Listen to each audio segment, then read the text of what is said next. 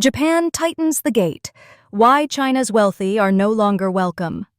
Chinese investors once rushed into Japan with dreams of a new start, buying homes, opening small companies, and settling down through business visas.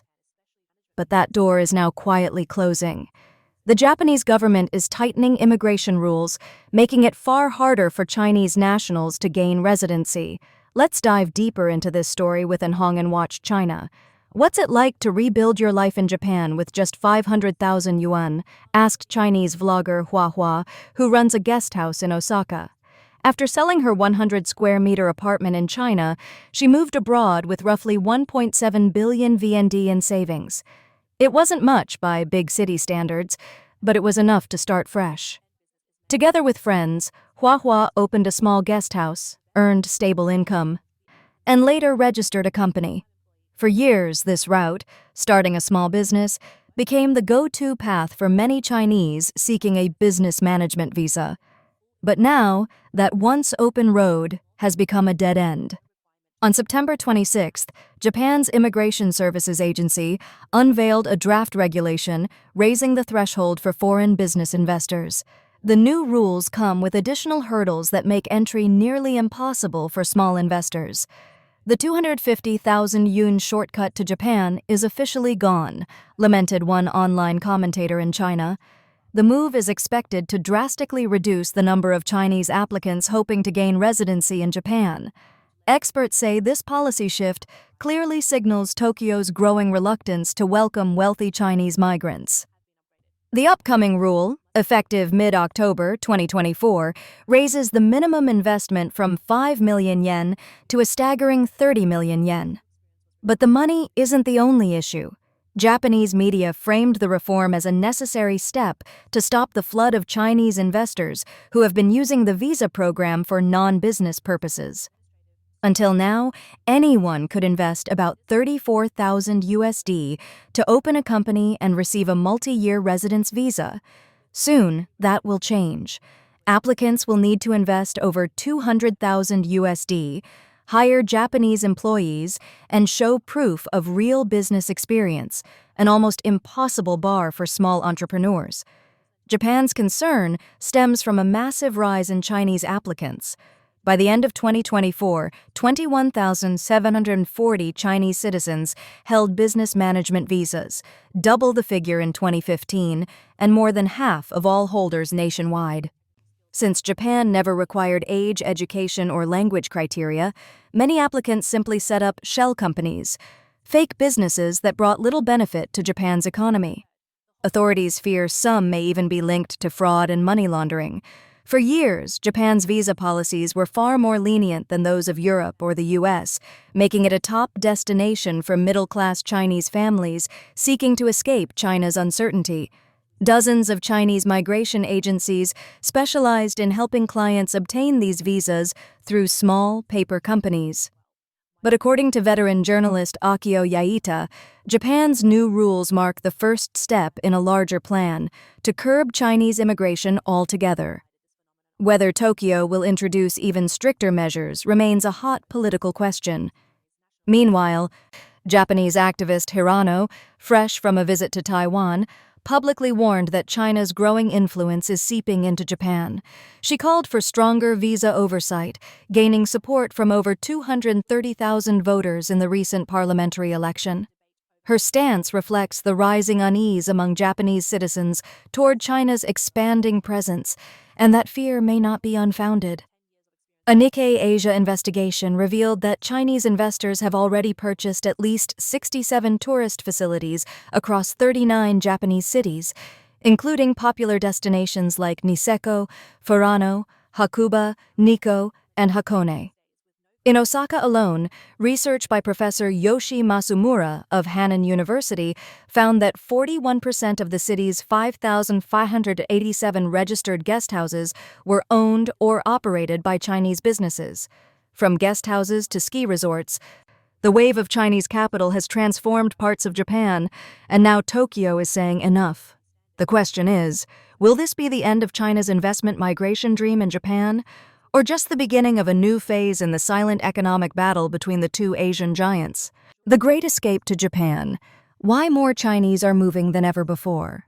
After 3 chaotic years under pandemic lockdowns, a new migration wave is quietly reshaping Japan.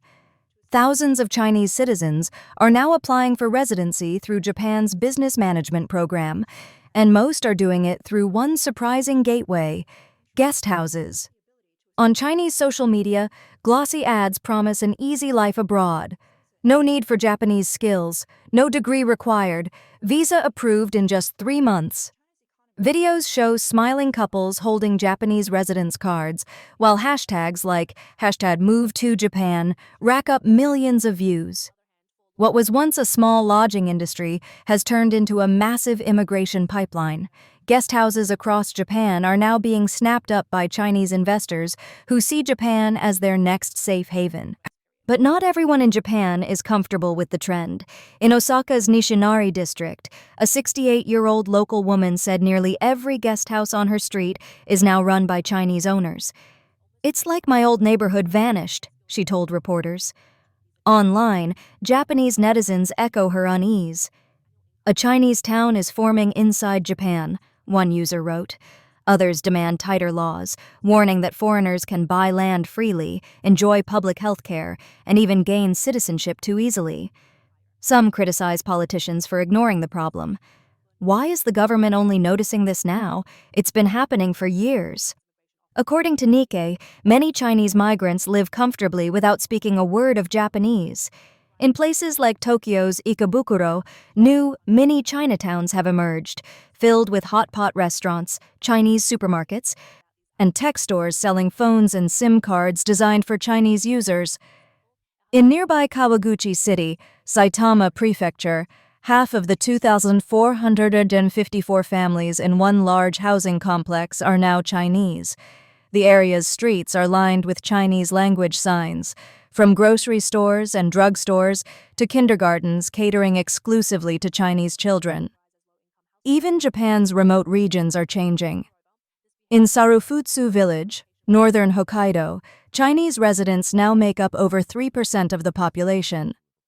Similar trends appear in Tobishima, Aichi Prefecture, and Kawakami, Nagano, where Chinese technical workers are quietly revitalizing shrinking rural towns. The numbers are rising fast. In 2014, Osaka had just 26,000 Chinese residents. By 2024, that number had nearly doubled to 50,000. Nationwide, the Chinese community reached 870,000 last year, and Japan's immigration agency expects that figure to pass 1 million by 2026.